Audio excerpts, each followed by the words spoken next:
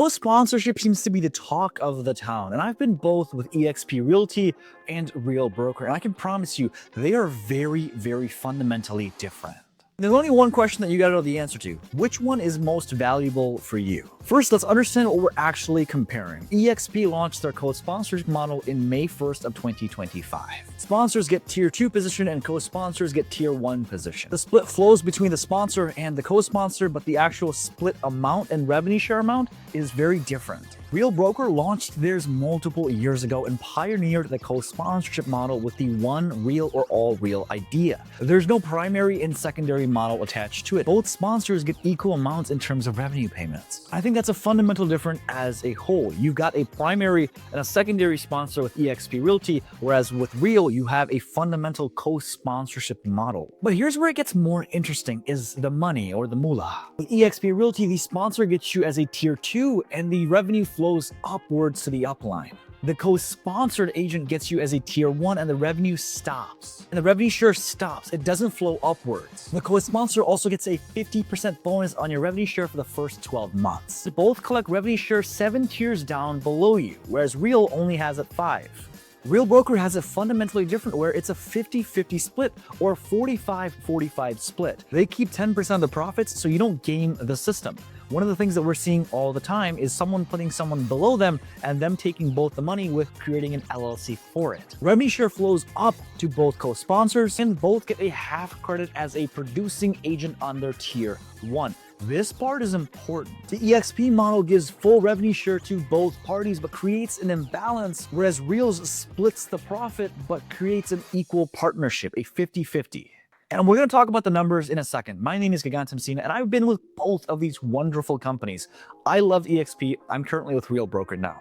If you understand all these things and you're choosing between eXp and Real, do your own research. I'm just some handsome guy that you're seeing on camera who could really just be anywhere. So do your research, talk to your friends, talk to your colleagues, and figure out, hey, what's the best approach for me specifically? And then schedule a call and let's see if Real Broker would be the right fit for you. But let's actually break this down from a real world perspective because the benefits are definitely weird. With eXp, the sponsor gets an FLQA credit or a frontline qualifying agent. They also get stock and they get a tier 2 placement. The co-sponsor gets a tier 1 placement and a 50% bonus for the first 12 months. And they also get the 7-level depth. Here's the kicker. They can also, the person that's coming to eXp, change their co-sponsors with approval. That, I gotta admit, is a game changer. But we can also see how that can create insider kerfuffles, if you want to use that word, and then ultimately create just a lot of negativity, animosity, and infighting. And here's the other thing. There's a 5-day window to select a co-sponsor after joining eXp Realty. All in all, I'm going to be honest with you, this actually sounds pretty good. I've got friends of mine that are in the fast forward movement, in the wolf pack, and in just a bunch of different organizations. And one of the biggest things that you hear that was the really main struggle of eXp was the silo mindset, where you get this if you're here and there's a financial obligation to it. And yeah, I understand that from a positioning standpoint of attracting more agents, but this, eXp did a really good job, even if it's super freaking confusing. Whereas with Real, it's equal right down to the middle, equal stock splits and equal revenue payments. They also get a half credit to their tier advancement and it flows upward. Here's the thing, there's an immediate decision with Real, meaning that when you are coming to Real Broker and you sign that ICA, it's gonna ask you whether you're picking a sponsor or co-sponsors and you have to fill it out there. Let's say you choose someone else at Real, just maybe from a positional standpoint. You can't do that until after a year of leaving Real Broker. So even if you decide to come back 9 months into it, you can't change sponsors. You're gonna go back under the exact same person. Honestly, I gotta be honest, I think eXp gives a more flexible option, but there's also restrictions with it. You see, with eXp, the co-sponsor cannot be within your 7th tier. Whereas with Real, you can co-sponsor in your own network. eXp, you can change your co-sponsor with due processes. At Real, you cannot. This is the best way I can put it. eXp gives you more flexibility, but has complexity within it. But Real is simple, but they want a definite answer at the moment. So practically, what does this look like from both a company standpoint and from an agent standpoint, right? But all in all, we want to make sure that we're doing the right thing for ourselves and our family. So practically, how are you applying these notions? eXp, I think the best use case for agents is someone that's just kind of putting their foot in the water. They don't really know where specifically they want to go, and they're just testing things out. It's also really good for teams that have multiple value propositions and a complexity with income approach to it. And honestly, it's great for a few things here as well. Number one is getting both. With Real, you get true partnerships with equals. And if you're an agent and you know where you want to go, that's here as well. It's commitment. You know who you're sticking to and you're sticking with them. But both these companies allow for a multitude of things that really no other companies allow for. Number one is having both a local presence and a national presence. And number two is what I like to call the whale, or both these companies bringing on a massive team or a big brokerage. You want to be able to pick up that whale from both perspectives. And I think that is allowed in both of these companies, both eXp and Real. The model as a whole allows for you to tag team someone else so you can have these conversations and bring those agents. That's something that's not found in any other brokerage. Let's talk about it from a gaming perspective. So how specifically are they preventing you from cheating the system? Agents are always going to try to cheat the system. It's always how they are. eXp safeguards are pretty simple. You cannot co-sponsor within your 7-tier network. You also need approval before you change your co-sponsor. And here's the thing, the sponsor is permanent. You cannot change that. There's also a 5-day window for any rushed decisions. With Real, they take 10% of your commission just to make sure that you're not gamifying the process. Number two, it's also a permanent decision. Once you choose a sponsor, you cannot go back. You can also co-sponsor within your network, but also dilutes the amount of money that you're gonna make. Here's the main concern, and this is something that a lot of people have talked about already that we gotta understand. It starts with poaching. You see, when you're actually bringing on a big agent, you want to make sure that that big agent stays with you, whereas there's a lot of infighting happening as a whole. The last thing that we want is for these agents to make a massive organization and then just go somewhere else. But hey, from a fundamental standpoint, most agents are really never going to focus too heavily on the attraction game. So if you are bringing someone, I think you're pretty good. And both these companies have safeguard measures to make sure the agents that they bring, well, they're doing the right thing. Let's run the numbers on a Real payment to see what it would look like from both the eXp perspective and a Real perspective. By the way, my name is Gagan Broker. I'm not Gagan Broker, my name is Gagan Messina. I'm with Real Broker. I've been with Real for about 2 years now. I was with eXp prior.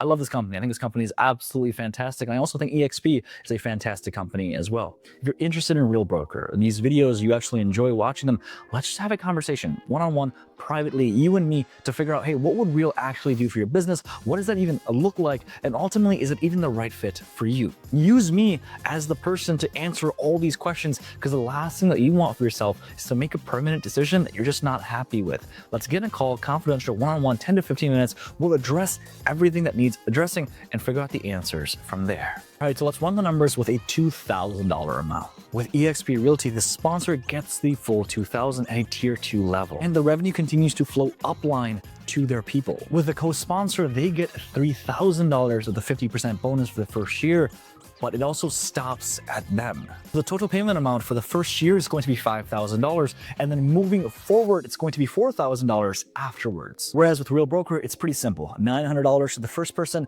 $900 to the second person. Real keeps $200. And the total payment amount goes up for the upline as well, all 5 tiers. I'll be honest with you, for the first year, especially if you're bringing on that person, eXp's model actually looks really, really good. But you also have to remember the co-sponsored person, their upline isn't getting anything afterwards. Honestly, I think that's a variable that we have to understand, especially when we think about it from a cultural standpoint. eXp is actually doing a fantastic job of rebranding themselves, where pros go to grow. That's a sick slogan. You're seeing flexibility here. You're seeing people like Mike Sherrard, Dan Beer, Spring Benson all these people love the company, and you can tell that they love the company. You're seeing that from all the posts that they have and all the comments that they make. It's actually a really interesting perspective with the flexibility and the changeability. And honestly, you're definitely seeing an individualistic perspective as well when you simply think about it from the fact that you get to change who the co-sponsor is. Whereas with Reel, you're definitely seeing a one Reel approach. In fact, the fact of the matter being that Reel created this multiple years ago speaks heavily to the culture of Reel as a whole. I love the fact that we've always created co-sponsorships because to me, that allows for a fundamental infinite downline.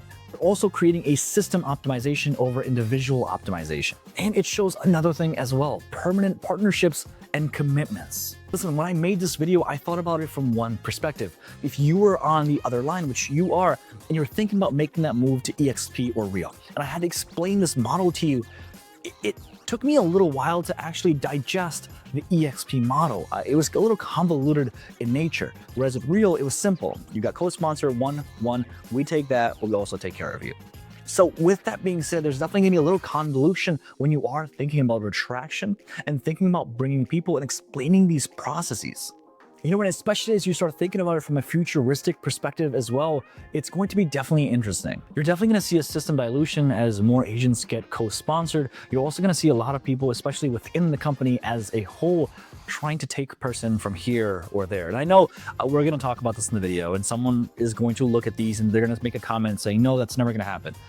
Let's be real. Co-sponsors switching could destabilize a downline as a whole. But with that being said, I gotta hand it to them. There's also a much higher earning potential for the individual sponsor. It's also much more flexible as a whole. And agents that want that flexibility, they're gonna go there. As with Reel, it's a lot more simpler to explain. It's also been proven and tested time and time again. We're also seeing more agents make that migration to Reel Broker than any other broker. They're the #1 translator to publicly traded real estate company in the world. And I think obviously we can talk heavily about all these things, but this is just a small part of the pie. The reason the agents are making that move has to do with commitment, culture, and cadence. If you're a real estate team or you're a solo agent and you're deciding, hey, where do I go?